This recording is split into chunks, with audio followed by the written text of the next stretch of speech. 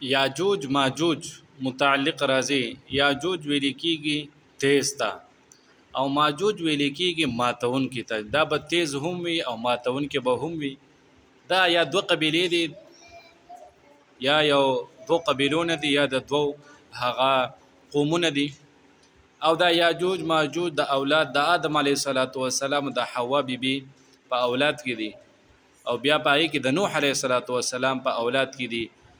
د نوح علیه السلام دا یافث د اولاد د نوح علیه السلام څلور زامنو، یو کنعان، یو سام، یو حاف، یا یافث یا یافث.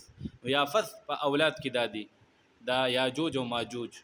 دا د شکل او صورت په لحاظ سره انساني دي، لیکن د افعال د کارونو په لحاظ سره، مزاج په لحاظ سره دا وحشي خلق دي، وحشي. او تفسیر ذخیرۃ الجنان ذکر کړي د دوی قدونه دا یو لیش دو لیش ته یو غز دو غز دومره د دوی هغه قدونه دي، لیکن دا ورانو په لحاظ سره دا مخکې ډیر دي. ځکه وی چې دا انساني شکل او صورت په لحاظ سره دي، لیکن د کارونو په لحاظ سره، مزاج په لحاظ سره وحشي خلق دي.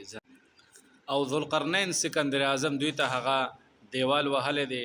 دیوال څوک وای هغه دربند دی، څوک وای بحر مرده دی، څوک وای د کوه قاف نه اخوا دی، څوک وای د کوه قاف سره خواته. او قتاده رحمه الله فرمایي چې دا دولس قبایلو، یولس قبایل چې دي قبیله دا هغه بنکړې شوې دي په غزه کې، هغه دیوال وته وهلې شوې دي، لیکن یو قبیله هغه فاتح شوې ده چې هغه ترک دی. ترک به معنا ترک پرې خودو ته ویل کېږي. تفسیر ذخیرۃ الجنان دا ذکر چې دا قبیله چې کم 21 وي، دا سد ذوالقرنین چې کوم وای د الته دنه پاتې شوی دی، او دا یو چې د ترک دا د سد ذوالقرنین نه بهر پاتې شوی.